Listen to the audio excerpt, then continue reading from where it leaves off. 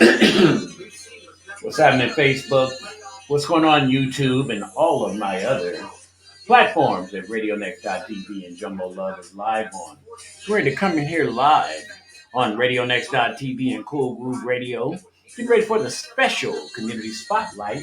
And if you're out there listening right now, that is Coin 10 turn to music to Mr. Mike Poor, this brother that you're looking at here shortly on Facebook as we come in today. The community spotlight catching up with Mr. Mike Poor, sixth and seventh and eighth grade teacher, coach, and mentor live. And I'm going to bring my Radio Next.tv audience in.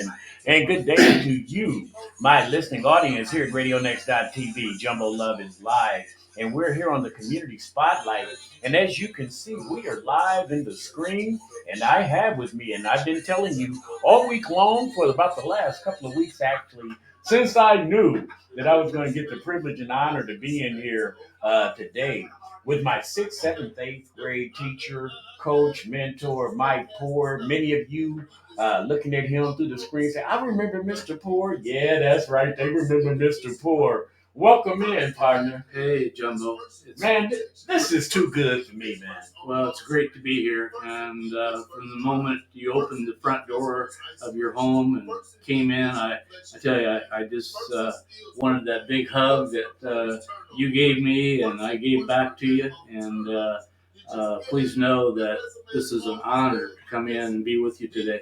Well, likewise, man, Mutual Admiration Society, because truth is, and I told you this on the phone in our several conversations, you came into the life of many of me and my colleagues in my contemporaries at a time in life. Many of us were coming from single mothers. We didn't understand the plight and the drama that they were dealing with. Many of us come from homes that had distractions, and one of those safe havens every day was coming to school one and seeing Mike Poor. And same consistent attitude, same equal love for each and every student. And as I grew and became an educator, I said, this cat was something special to be able to give all that love to all these different little people. So thank you again. And hopefully we'll have Judy and some of the other people in today with us to share the thank you that we have for Mr. Mike Poor. I want to start back with Mike Poor, and I always like to go back into the root of, because to get to where you are, Mr. Poor, there had to be something that was seeded in you early in life to make you want to take on the challenge of teaching. Because I always say teachers are ordained like ministers. Because if you just want to teach for the living and making money, that's one thing.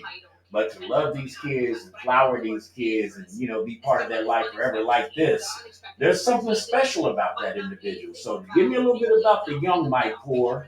And then I want you to tell the college the break off when Army or teaching. Oh, yeah. Well, first of all, I owe a lot to my parents. In my village being my grandparents, my aunts, my uncles. I had a very supportive upbringing, and I thank all of them for being there for me. I went to Lawrence Central High School and Indiana State University. As I told you, when I got my job at School One, I got caught up in the lottery as far as being drafted into the Army. And he went down and got my physical and everything. And so, I had that IPS contract in one hand, and I had my marching papers in the other hand.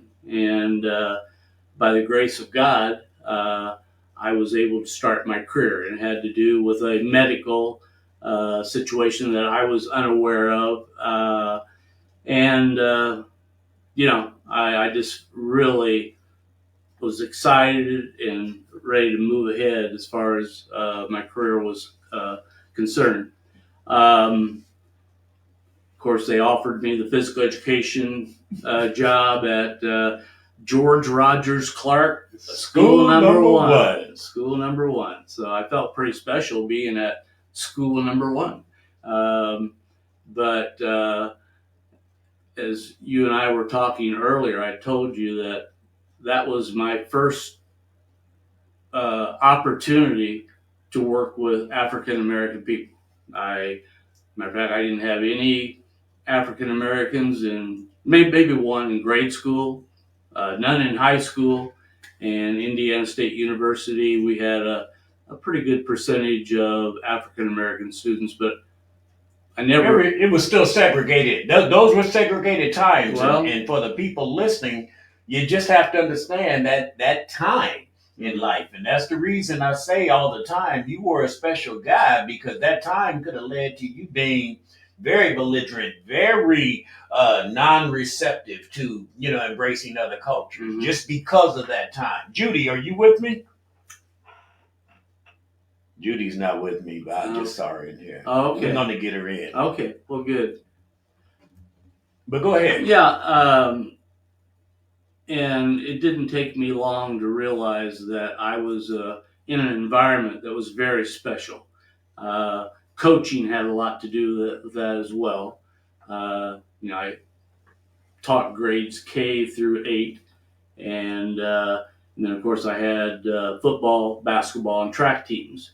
And to this day, I still remember a lot of those guys. I brought some pictures in with me today, and you and I were looking through those. We're gonna take some pictures and put those out there for the photo memory. Oh, Because I'm going to be playing this tomorrow on the Jumbo Love Show. By the way, when I have my big audience, okay, and they're gonna get to hear this interview with you as well. And before we go on with this basketball thing, you and Mr. Carter, I want y'all to know I was the biggest baller on the team, and you guys didn't let me on the team because y'all didn't have a uniform big enough to fit me, man. Now, I just had to get that out, Mike Ford. The truth finally comes out. It comes out, man. That's the only bad thing I have to say. Because I could have been your Charles Barkley before Barkley was Barkley. That's true. You know that. No, but this guy, I'll tell you, I fell in love with him early in his football career, and Jumbo was always the type of guy who had a smile on his face. He had that magnetic characteristic where people were attracted to him, and he kept us going when we had some rough times, maybe, but yeah, I remember Jumbo, and I'm so happy that I was able to interact with him by way of Facebook, as I am some of the other students out there. And Jumbo's told me we got a couple surprises. We got Daryl Manuel's listening, Judy's listening. And see, this is the problem I have, and we talked about this, Mike.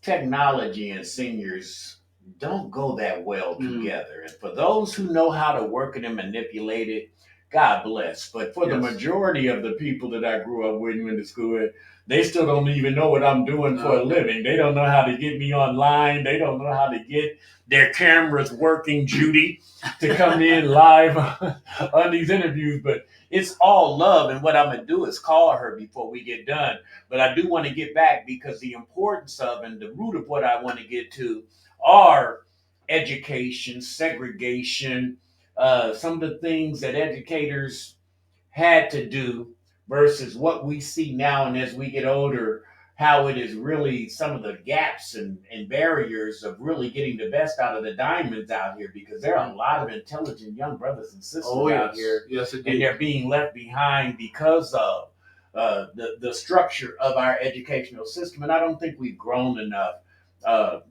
with the times of how we educate versus what works for them to collect data and measure grade scores and to keep the ball rolling, so to speak. Right. So as an educator, starting out naive, 1970, wasn't it? Yes, 1970. First time teaching a whole bunch of little bad brothers. Not knowing about teaching and really the data, like I mentioned, because teaching, a lot of it is the data. They're collecting data. Right. And many of it is because of grants and opportunities to enhance your programming. We didn't know that then. We're just people out here trying to participate and learn. You guys are trying to keep a job. Talk about that rookie and then the learning of understanding. Man, this teaching thing is different than what I came into it for. Right. Well, I mean, even though I had 4 great years of college at Indiana State University, it didn't prepare me for what I was ready to start. I mean, I did a lot of on the job learning, uh, made some mistakes, made a lot of gains as far as educating the kids.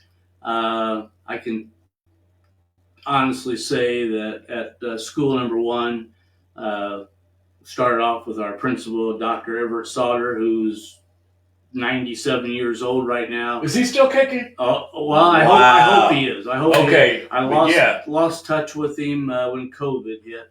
My wife and I used to go out for lunch, dinner with he and his wife when they came. He lived in Arizona, so and then Mr.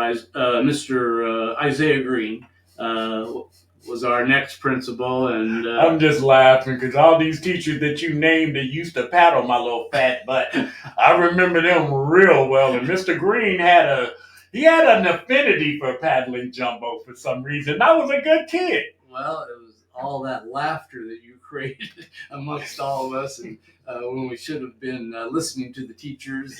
And, okay. No, I think, like I said, you were a very positive force in our lives. But I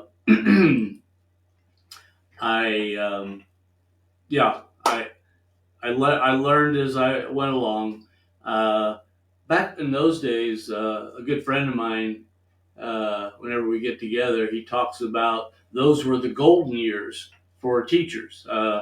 I mean, to be an employee of Indianapolis Public Schools. It was at its height. It was at its height. It had over 110 elementary schools, probably 10 or 12 high schools. It was the school system to be in.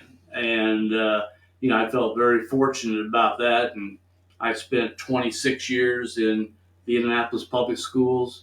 And back in 1996, I was able to move to a new location in Warren Township Schools. Boy, you went out there at the beginning of the boom too. Yes. I mean, that was like college football out there, man. Oh yeah. So, but I've been blessed during my 37 years in education.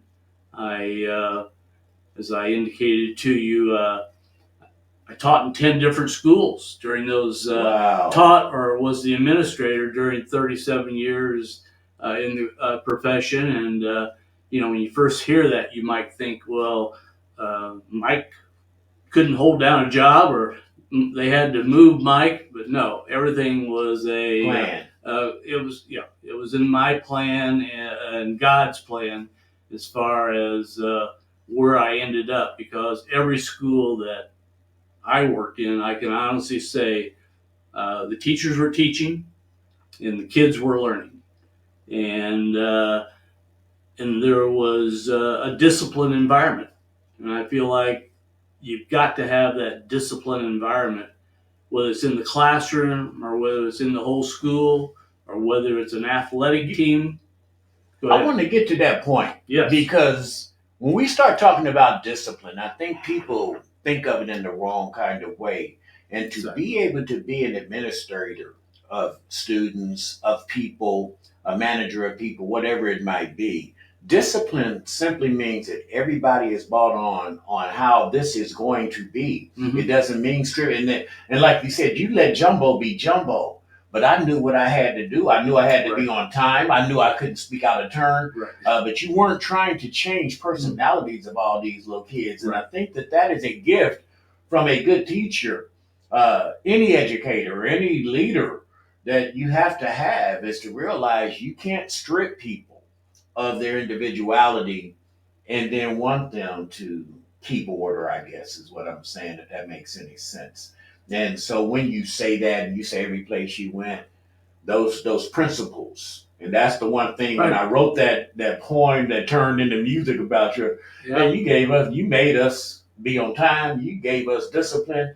Here's the order of it, and then we can get down to what we're trying to accomplish. Yeah, and it doesn't matter what walk of life you're going through. You know, discipline is something that we all have to do. You know, we have to discipline ourselves to get enough sleep every night to be productive. We have to discipline ourselves as far as what we eat, what we drink. You know, like you said, discipline comes in many different forms. And, but, you know, another thing that goes along with discipline are consequences. Right. And it doesn't matter whether it's me or you uh, or going back to when you were 13 and I was 23. Uh, you know, we if we didn't follow the rules and buy into the rules, which were fair, you always have to be fair. You always have to do what's in the best interest of the students. But you know, consequences are things you learn how to accept. I mean, I have consequences today if I don't do some of the things that you know you should do properly. Exactly. And so someone who doesn't have discipline in their lives, then they probably have a pretty rough road to go down, and it's probably pretty bumpy along the way. Now, many of the young people that we were educating when you first came into school one, what was your number one, I guess, goal as you came in as a teacher? Because I imagine with this landscape of what teaching really is, and as you keep going, you develop that there is so much more territory out there. As you know, you didn't know you were going to become the father when you were 23 years of age to 400 and something kids 37 years later. You didn't know that you were going to be running into the different cultural challenges that are going on and the technological changes in our educational system along the way. And so after 37 years, that first day that I said coach teacher Mike Poor, scared as hell, I'm sure. Oh yes. Yeah. And then after that, what was the goal? How was you going to approach this? I just wanted to provide a quality education for anyone who I came in contact with. And I'm talking about the kids. And as I moved up uh, through the years, uh, you know, that same goal was always within me, and that is so the seed was pure and planted early. Quality education. Yeah. And you know, some people might think quality means one thing, and other people think it means something else. But to me, a quality education is preparing whomever for the next level. Mm-hmm. And look at that screen right there. Judy Edwards. She's in here live. Where's Judy? She's in there. Oh, you see her right Judy. there? That's us live. The cameras are on. Can Judy hear me? She said hello, Mr. Yes. Poor. Hey, Judy, how are you? I am well. How are you? Tell me what she says. She's fine, and how are you? I have the earphones on for a reason because I have my radio audience, so I'll be translating. She said, "How are you?" And he said, "Great." I'm doing well, Judy. Tell Mr. Jumbo and I were talking about you earlier, and you are definitely one person amongst many that I will never forget.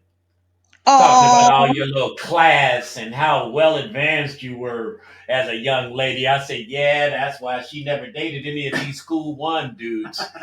And Judy, before I forget, your social studies teacher, Jim Jackson, he told me to tell you hello because you were definitely one of his favorite students in social studies class. And also, I already shared that with Jumbo, and Jim and I, we've been friends since 1971. He lives in Frankfort, Kentucky right now. And OK State. That's where I went to college. Really? Yeah, I went to my first semester I told you about down in Frankfort, Kentucky, man. Well, Jim lives in Frankfort, and he's retired now. And just a lot of interesting things has gone on in his life. But anytime we get together, we always talk about years past, and School One always comes up when we have that discussion. But your name has come up many times because you were Oh, sort of the model student that we remember. Don't tell her that. oh, thank you. Thank you so Well, much, there Mr. were many. Ford. There were No, many. that's our sister. That's me and man. Me and Daryl take her real serious. If you mess with Judy, you probably got some Jumbo and Daryl to be dealing with up in there. Okay, all right. Absolutely. And even in our mid 60s, it still works that way, Mr. Ford. That's right. That's right. Yeah. But no, we're catching up, Judy, and just thanking Mr. Poor. And I told you I played him the song. I had him all choked up over here. Coach almost broke down like a cheap tent when I played the song I wrote for him, Judy. Yeah, that was really It was nice. Really nice. beautiful. Very meaningful. And yeah, this guy, I tell you, he's got a lot of talent. I've known that for a long time. And when you Yes, he watch does. him, doing his job and doing his thing, uh, Jumbo's got it together today. Man, Jumbo's got it I together. told you I am in paradise today because really, people don't get a chance to go back and tell some of the people who really influenced them. They wait until they go to a funeral or they talk about it and they don't know how to make contact and get in touch. And man, this is the gift of life right here when you get a chance to go back and say thank you. And especially when you model many of your skills. Like I told you, I didn't know I was going to become an educator. Mhm. And once I did, I had to draw back on people who coached me up and who led me. And like I told you in that song, man, knowing when to be tough, Yeah. but still being compassionate is a delicate art. It Because is. you want them to know I love you, Yeah. but dang we got to do it this way. Yes. And Indeed. you knew how to do that, Mr. Mike Poor. And for an inexperienced brother coming over, I was looking at these football pictures. Give me one of these pictures. Because I want the people to understand what Mike Poor walked into in 1971, Well, 72, and 73. I mean, And if you can see in this picture here, ain't nothing but a whole bunch of little brothers and sisters in this picture. And this was a time when it was pretty tough out here in America as far as relations and race and how we viewed one another. And you came in, man, and nobody even gave a dang. make sure you point out Judy here. And there's Judy down here. Look, Judy, you got your little sailor's cap on with your little uppity self. I swear. See what I mean? She been I'm like this her whole gonna get life. you. I'm gonna get you, Jumbo. I'm gonna You get have you. been uppity, the only cheerleader with a Captain and Tennille hat on. But You that's what know I'm what? talking. I'm just saying. Oh yeah. Always was unique and gifted. But no, to be able to come in, what was it like when you would leave school, one at work? And I know you had some buddies who didn't understand this thing that you had to walk into at work every day. What were the conversations like with your colleagues? Come on, you can get dirty now. Well, no, I told all. Look, see, Judy, you can't even. I told all the positive things. I tell you. I mean, I did have one funny thing that happened. I wanted to share with you because, like I said, I was dealing with students 1 through 8, and my first week of school, maybe into the second week, the little first graders would come in and they'd look up at me and they, "Hi, Jim." I thought, okay. For some reason, I think my name's Jim. And this went on as we moved ahead in the week, and I got to thinking at home, why are they calling me Jim? And their teachers were saying, okay, it's time to go to gym. Yeah. We've got Jim today. So they thought my name Jim is Jim. And I thought, that's too daggone cute. Oh my gosh, kids will. Oh yeah. How they interpret things, and like we've talked about, you learn early from watching, from hearing, as you move about. But no, I always had positive things to say. I mean, teaching is a tough job. Yeah.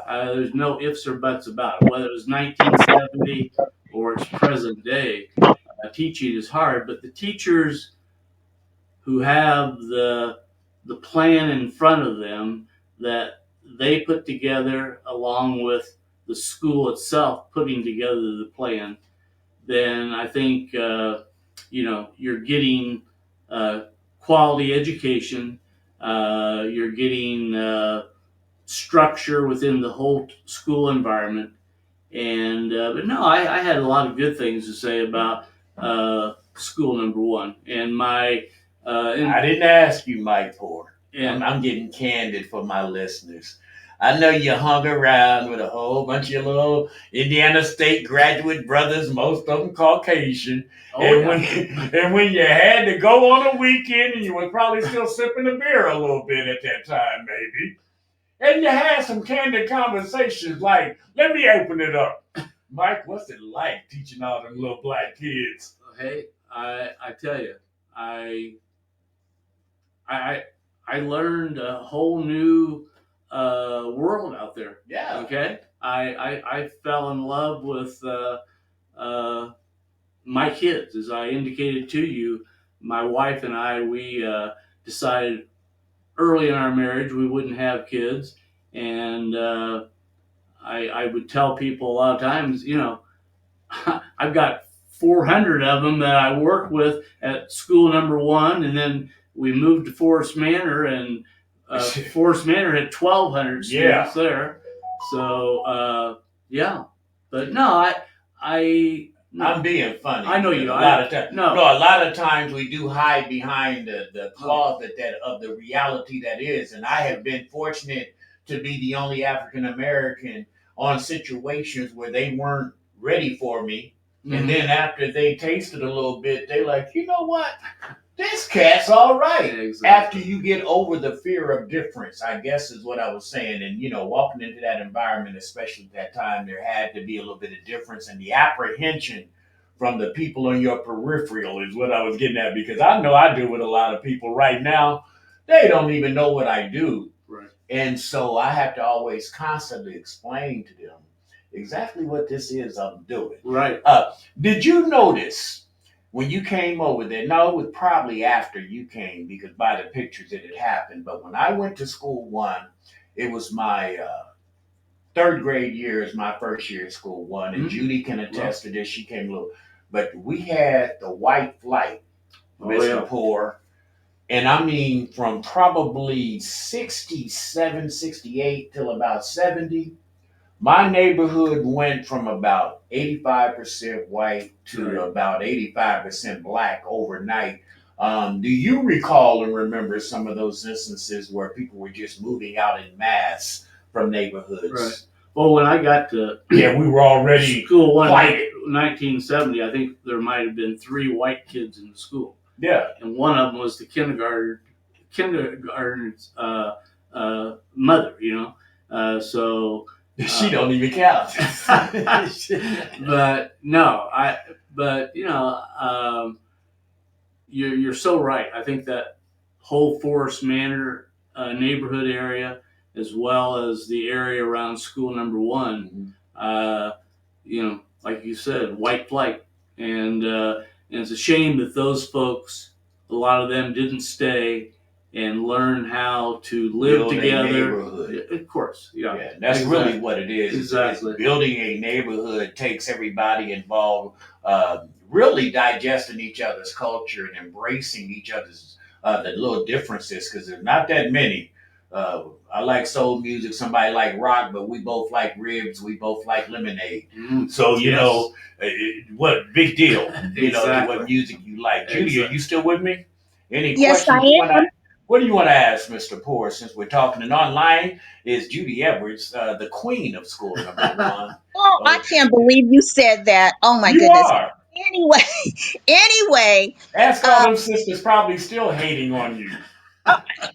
Will you stop? Anyway, okay. Mr. Poor, I just want to say you were a major impact in my life. She said you were a major impact in her life? Wow. Thank you. Yeah. Judy. And, when you were there, you had a spirit. You had a spirit of love and of comfort.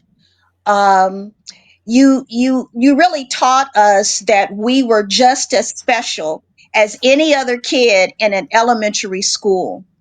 I think a lot of us just even forgot that we were Black, but we were just kids. And that is something. And that is I'm not something hearing that I you. think Mr. Poor did well. I just absolutely love him. And You when just have to Facebook came around, relay what Judy's saying because She's just talking about how special you were. She forgot that the kids forgot that we were black and all that. And I told her to get out of here. She did, but I didn't. But anyway, no, she's just talking about how equal and how good you made all of us feel oh without wow, there being any discrepancies in us being young African American kids. And you're being probably, for us too, it was like, who's the little white guy coming in here getting ready to exactly. lead us? Because Yeah. it was the same kind of apprehension, I'm sure. But no, she was just thanking you for always being so original, even to this day. The same guy, Judy, I was teasing with him earlier about some of his comedic moments because Mr. Poor was about his business, but boy, he was yes, a he funny was. dude too. He Yes, was a he funny was. dude. I was telling him about the time he really showed me how to call out the clown in class. And God rest his soul, but Earl Hubbard's getting called to the carpet this morning.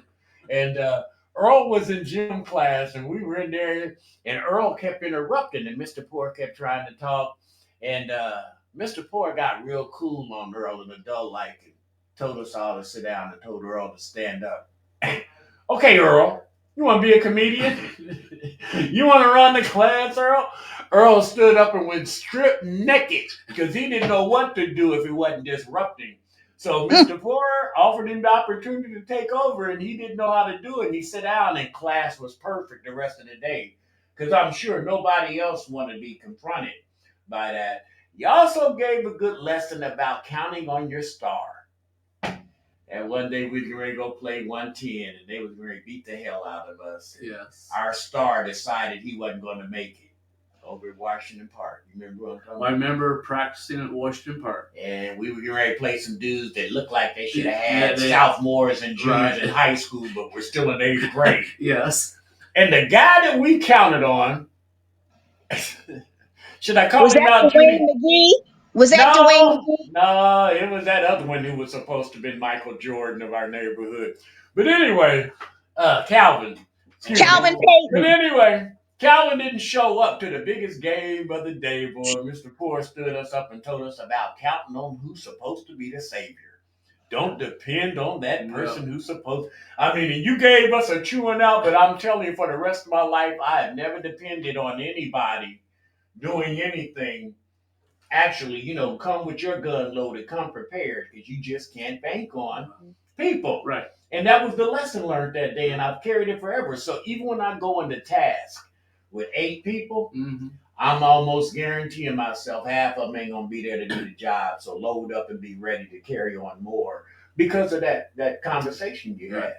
Right. Yeah. Next man up. Next man up. Yeah, because most of the time, you're going to have people sitting down and wilting when the pressure's on. Right. Somebody's going to give up and not be able to, come for the call. So those are some things I told you that memories in my brain that have been etched that I still pull into my chest of usage today. Yeah, and I have memories like that too of times when I was growing up, and you learn from them, and you try to make the best out of whatever situation you're handed. Now let's talk about it as we switch gears here. The state of education. You were in education 37 years. Right. I've been in education now since 2008, as I told you, and I've watched the rapid changes in how we go about educating, the way that we feel like the new ways to blanket teach a group of people, and we talk intimately about, hey man, blankets are okay, but you need to individually go and find out who these children are that you're trying to teach and bring up. What have you seen in the last 37 years that we could do better? What have you seen as far as improvements? Have there been any? Well, as I told you, I retired back in 2007. So I've been away from the educational environment, But you watching the news. Oh yeah. And I talk to teachers that I know and everything, and like I said, teaching is a rough job. It's tough. I remember a saying, in order to teach them, you've got to reach them. And in other words, you've got to get them to understand what it is you're saying in whatever way you can make that happen.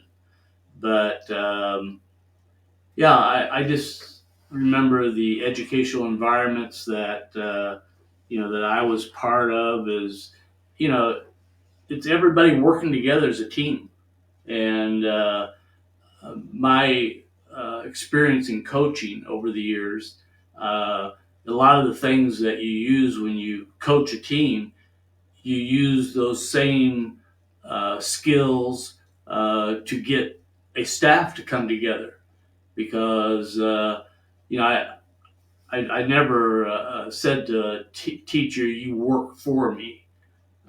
You work with me, Absolutely. And I mean that sincerely. There were some of them that thought that I was maybe uh, not wanting them to work with me, but that was the thing that I tried to create in any school in which I was the administrator and also a teacher. As a teacher, I wanted all of us to come together to work as a team. Let So, me ask you this. Do you think, because I'm using this technology today to talk to my teacher, wouldn't have met my teacher again had it not been for technology, probably. But the pros and the cons of it and what we're doing to really develop young people, I think the interface and the touching and the people to people thing that we had growing up builds relationships like this versus today when we're trying to do everything virtually and online and you don't get to build harmony in relationships. I went to IU from 2011 to 2014 when I went back to college to get my right. degree. I didn't meet one of my instructors Oh wow. because I did it all online because my schedule would not permit me to go park, go into a class when I could, at 11, 12, and 1 in the morning, do what I needed to do and then maintain my life. What do you think we've lost with the advancements of technology and the dilution of personal relationships? Right. Mm. Uh, I know that I wouldn't want to be in an environment like that. Yeah. I mean, I mean, you take classes online. There's something very special about that human contact you have with your instructor, the other people in a classroom, and but yeah, I mean that's just the way things. I love it because we talked about doing this virtually in person and we quickly discounted virtual. Oh, really? Like right away, hell no, we got to get together. Yes. So that's the way it should be. And I think if we can delicately combine the advancements and the greatness of this technology, but still somehow, some way, breed what it's like to have to do face to face conflict resolution. If you don't agree with somebody, it's not the end of the world. How do we fix our problem? Right. It's keep moving on as a unit. Right. You can't do that online. Yeah. And then you've got the folks out there, and again, I know many of them are doing a fantastic job homeschooling, and but you gotta have that social. I mean, if you don't, could you imagine me having to be at home with all this personality caged up and trapped up? Boy, you talking about drama. Right. What you say, Judy? What's your opinion about the educational state today? You know what? I think be a it's going to be a tough thing if the parents and or that person doesn't have a mentor or they don't have a clue as to what they want to do or be when they become, say, 21, 22, 23. I think it is about relationship. So if, like, Mr. Poor and other people that are teaching in elementary school and so forth, you've got to have relationship. The teachers have to build relationships with these pupils so that they understand that that's the very first thing that you learn. It's positive relationships. And I think the other thing is, I went online to get my master's degree, and I thought it was the I'm best listening. thing ever. And one of the things is that because I was working full time, had a lot of responsibility in my position at work, it worked for me. It sometimes doesn't work for everybody, but it does work. I think we need to continue to be more creative in how we reach these students, how we reach potential students, to get them excited about learning. Because if you're learning, you're going to eventually be earning. And I think that is the most important thing to a lot of people, particularly those who haven't been in a privileged environment. Maybe people who didn't have a school one in their life and they didn't have a Mr. Poor in their life. So I think it's up to us and everybody to make sure that these kids that are coming up can see positivity You know, and one not thing that I based. want to say, Judy, I don't mean to cut you off, but one thing that you said that I think is paramount here is that I went back to school online as well, and you did as well to get your master's. But the thing that we are forgetting is that we are old and we had the experience. And I'm old like old, but we're elderly and have had the experience of developing and building relationships. And now these kids are they're coming through without no experience, as you Yeah, mentioned. And so, it both of them have their, because like me, I wouldn't have never had my degree if I didn't have the time or the chance to go online based on my real life experience. But I already cultivated what we're talking about today, those personal experiences and building friends and knowing what it's like to see someone cry. I mean, really, somebody falling and getting hurt. You don't even get to experience that online. Somebody online and get hurt, you just seeing such and such broke their leg, and there is no empathy because you don't see it or feel it or don't see the person having to struggle with crutches. So all those things are out the door for our younger population. And I think the fear that I have is we're going to go into the second generation of this, because all of the kids 20 and younger don't know what it's like to live without the information age technology. Their parents are only about 10 years into their life without knowing what it's like. So as we keep developing and growing, the loss of this is going to be paramount. We're going to have to figure out, how do we get people to socialize? How are we going to mandate people socialize? Because it's going to be a lost start in a minute. Mm-hmm. Yeah, right. Yeah, that interaction is so important. Yeah. Now, 37 years in the game, 10 different schools. You went out to Warren Central when Warren Central was taking high school sports and turned into college. Come on, let's get to it, Big Papa. What was that like after coming from little school one where we all had to buy our own cleats and helmets and stuff like that? Yeah. Well, when I was in grade school, I didn't even have cleats. It was Well, your tennis shoes. Yes. Oh yeah. So I wish I had experienced that, but no, I when I was fortunate enough to go to Warren Township, I went out there as an assistant principal at a middle school, and one of the things that I noticed was, even though Warren Township was a great school environment, uh, we had the same problems that I experienced in IPS.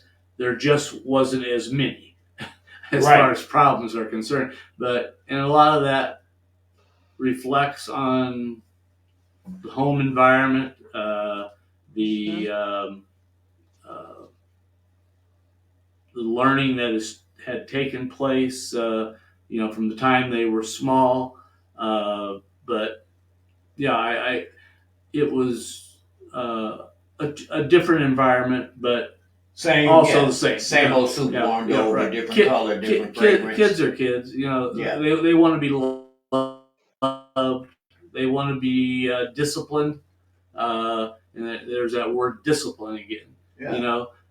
Kids want structure, and I think it's up to every teacher, every coach, to make sure that structure element is a part of their classroom, a part of their team.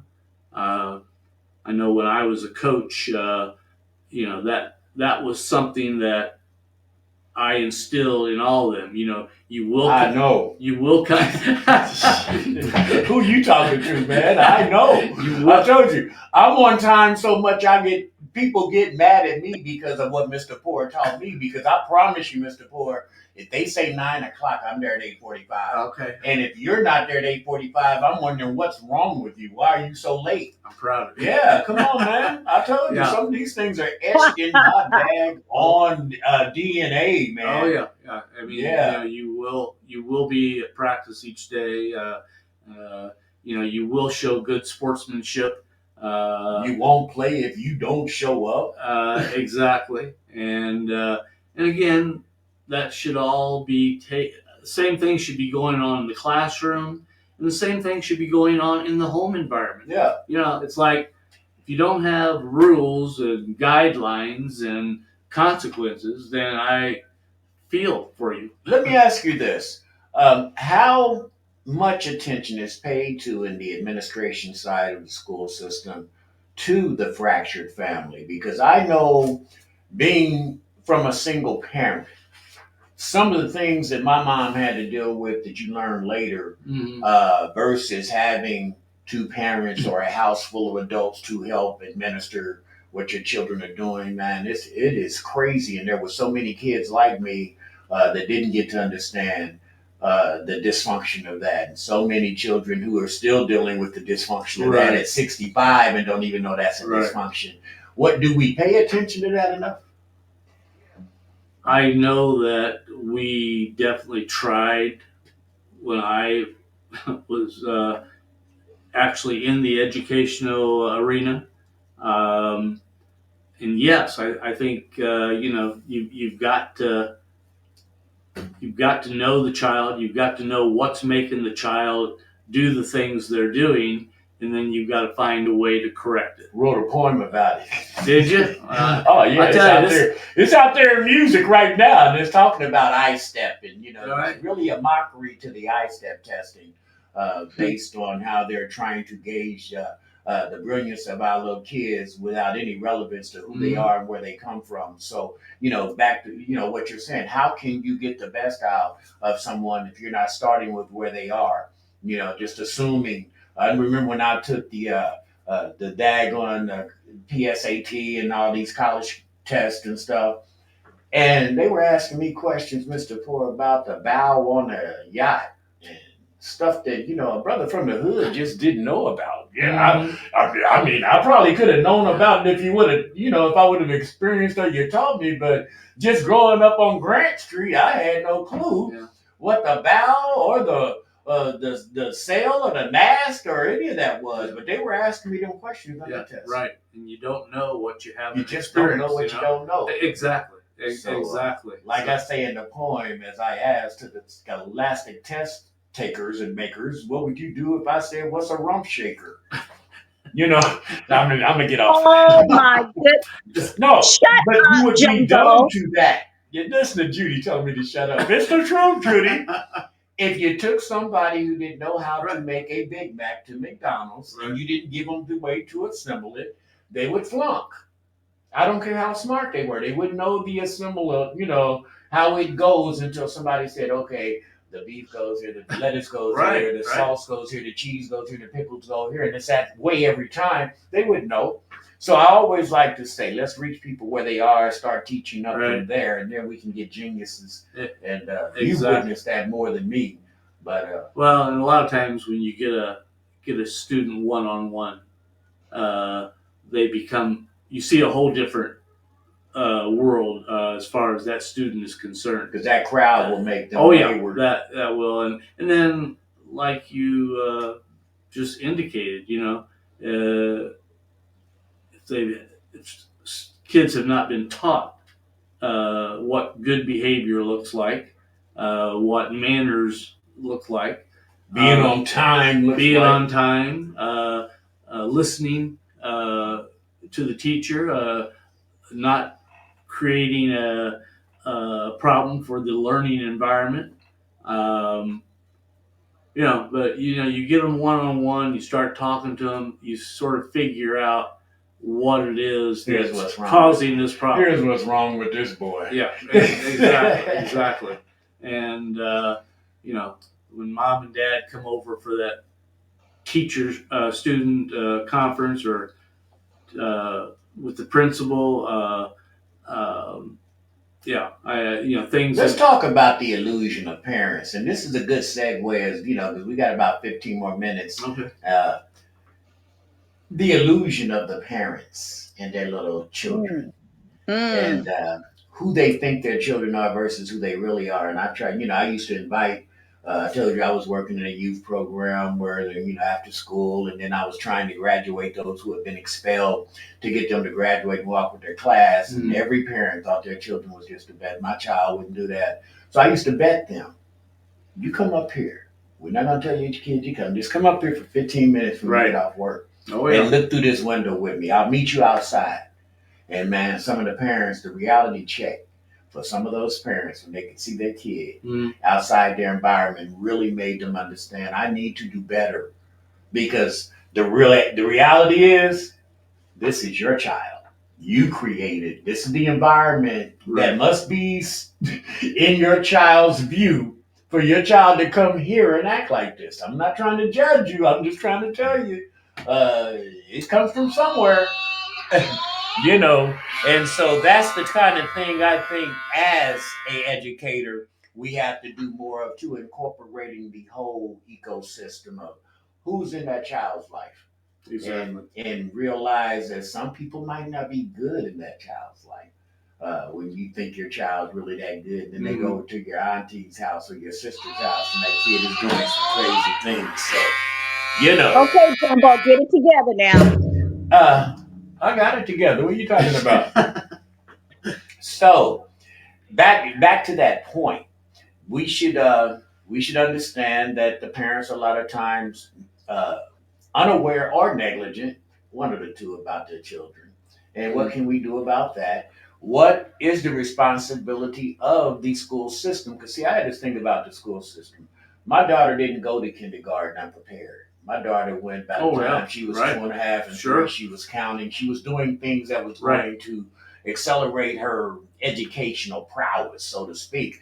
And I watched so many of these little children coming in, and the first time that they're inside this institution called school, it's their first time being anywhere. And then you throw them in there, and it takes them about a year just to be afraid, get over the fear of every day I'm getting left someplace other than grandma's house or my auntie's house. So what do we do about addressing preschool and early learning and education? Well, because it's an individual challenge, and trying to get people to move in harmony on that is going to be tough. Right. And I think if you can get your child in a structured environment at an early age, whether it be child care facilities or... Hold up, let me make this, because I got people listening my age. Grandmas and grandpas listening, that don't mean getting dropped off over to your house. A structured environment means someplace where they have to go and adhere to the rules and have to have some discipline. They will be learning something, all day, because a lot of times people think dropping them off over grandma's is structured. Yeah, and interacting with other kids, with teachers that they don't see, 24/7. And grandparents who aren't tired after about the second hour of watching you, and then let you just have your way because I'm tired. Because grandparents ain't built to do this all day. I know. Oh yeah, I'm sure you do. But I have a lot of respect for grandparents and parents and anyone who provides that structured environment for the child. But preschool or anything like that, earlier the better. And so we have to really, I think, preach and teach more of that, because I have a lot of colleagues who spend 6 to 7 hours learning the latest line dance with fans instead of teaching phonics and ABCs. Yeah, exactly. Judy, I'm sorry. I'm going in, ain't I? You going in, bruh. You going in. I'm gonna get cussed out by some of these old cougars tomorrow, Jumbo Love, but I'm just trying to send messages as sweet as possible. Well, sure. I'm gonna pray for you, bruh. No, pray for them because we need to spend more time, doing what we can do as grandparents to influence our children. Because many times the parents don't know. We're leaving teaching and training up to young single mothers, sometimes 27 to 28 years of old, with a 6-year-old, 8-year-old child. Right. They haven't finished growing up as yet, and they want them to teach their kids things that are grown up. Right. And it don't work that way. We have to be cognitive of the fact that we as grandparents and seniors and aunties and uncles, we have to do more influencing since we know social skills are important, since we know education is going to carry this child through. Because the parents just struggling trying to make it. Oh, yeah. I grew up with one. Uh-huh. I grew up with a mother before she was 19 with 2 children, Jack. And I watched her whole life trying to adjust and make that happen until the playing field was level. Right. And so we have to be early on this. So, as much as we can. Now, as we get ready to close it up today, we're going to do more of this because I want to give it all of the teachers that we have that are still with us to share insights on the past and also glimpses of the future. Yeah. Let's go there because you're still busy, man. Yeah. And the future, and we talked about never stop learning. Oh. And the energy that keeps giving you a little mind. Talk about your future, Mike Poor. My future. Well, as I sit here with you today, I'm 78 years old. And looking good too. I told him, Judy. I told him all the girls thought Mr. Poor was cute with his little periwinkle mustache that he was sporting back then. No, he wasn't cute. He was fine. Oh, yeah. She look at him getting all red cheeked up in here. Do you know his wife's watching too? Now? Okay. Well, his wife knows he's fine. She knows. She's been knowing for a long time. Yeah. But no, I heard a speech some time ago. It was Lou Holtz, who used to be the coach at Notre Dame, and in that speech he said,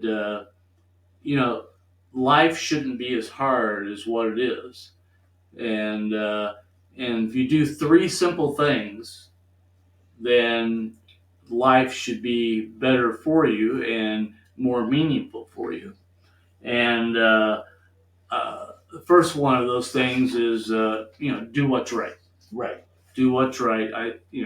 Most of us, as we grew up and got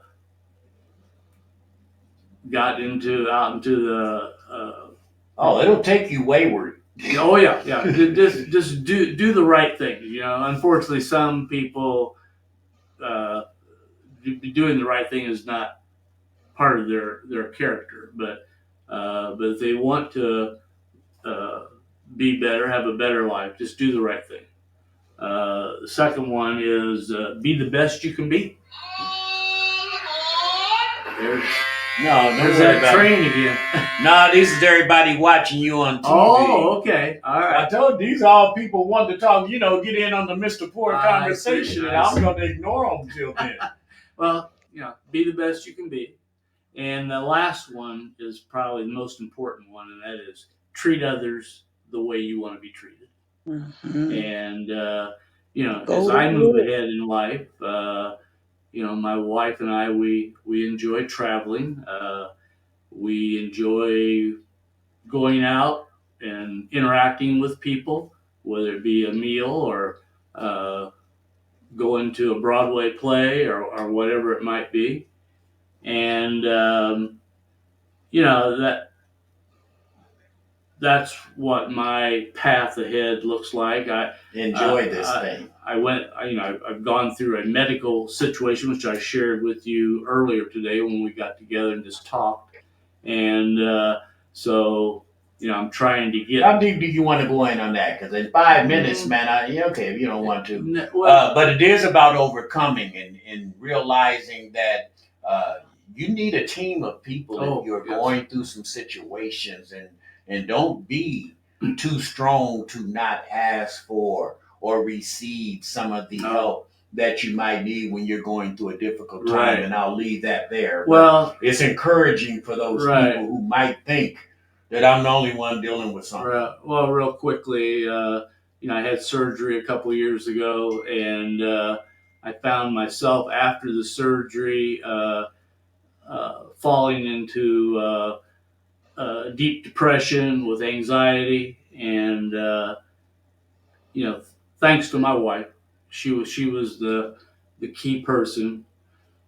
She was not about to let me Yeah. stop living, Yeah, you yeah. know, and She coached you up. got a lot of tough love. Got a lot of Yeah. tough love, and you know, you're not going to give up on yourself, and you are going to get back to where you want to be. Thank you, Queen. So, yeah, and there, you know, another conversation we had earlier. A lot of people out there with you know, mental health problems, and you know, and those people, if they're listening, you know, never give up. You know, never give up. Keep pushing hard, and surround yourself with the right people that should be in your lives, and hopefully, you know, you can work out. And on that note, I would like to say to the people who might be dealing with some challenges, you have to first remove yourself from the environment that is, that keeps festering Yes. those emotions, whether Yes. it be a bad relationship, whether it be bad family members around you. I know one of the first things that my partner and I do when we're dealing with trying to do working with the returning citizens, we have to get them in a new location. They can't go back home. We have to get them in a brand new environment so their mindset will be ready to accept new information. But because if you take them back to what got them sent there, they're probably going to start doing the same things. Mm-hmm. So when we start talking about getting our mind right and getting healthy and discovering what the scar is, because I know you've been to therapy, okay, let's find out what that scar is. Sure. I know that mine is abandonment due to not having a father and some of the things I went through when my mother was going through some changes early.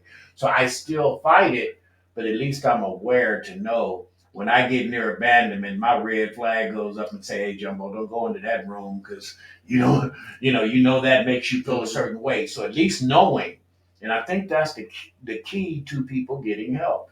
What's your scar? And then knowing how to stay as far away from it as you can without it getting ripped open. And that is the premise of it. But I'm glad you shared that. Now we're going to continue. And if I can ask you or your wife while you're listening, get you in here, man, about, and I want to get with all the old brothers and sisters that you still hang with, the men and women that we have. Because Judy, I must say, I tease her a lot, but she is an absolute queen. Oh, yes. And she has given the world what it needs spiritually. Sure. And we have so many people that you guys have influenced that we would love to carry on this dialogue and make sure that you are seen, heard, and felt, and given the love back that you deserve. Right.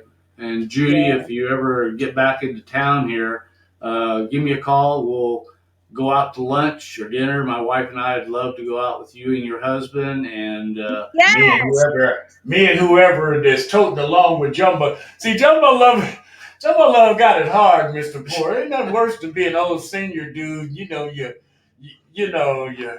I'll just leave it right there. Jumbo, You're just too demanding. That's what that is. No. And I can say that I'm your baby sister now. All right, you go ahead and calling me out all on social media and this radio. But no, and to all those students out there that I interacted with, as far as being your teacher, your coach at School One, Forest Manor School, and again, there's 8 other schools that I haven't mentioned, but they ain't like the first time. It's never as good as the first time. That's what Sade said, Mr. Ford. That first love is something that will stay with you forever. But please know that I love you very much, and I wish all of you the very best that life has to offer. And thank Jumbo here for letting me come in today. Man, I'm going to tell you, my heart is so full. I'm a sentimental guy. In 14 years, I must say, probably one of the most special times that I've ever had to share. Oh, yes. Oh, yes. Thank you. Yes. And we say thank you. Thank you, For Mr. the brothers who aren't here, thank you. You're welcome. All right, we're going to talk to you later. And don't forget, tomorrow, Jumbo Love will be live from Shar's Hair and Medical Supply as we bring information awareness to the sisters who still want to look beautiful. They have wigs, they have outfits, they have prosthesis for you. If you have been dealing with cancer, they have specialty shoes for those people on diabetes. And it's some serious information, but they need some sugar and honey and syrup on that waffle tomorrow. So 8 a.m. to 2 p.m. we're going to be live. Thank you, Judy, for tuning in. Thank you, all of my great people on Facebook. Thank you to my people on Coolgroove Radio.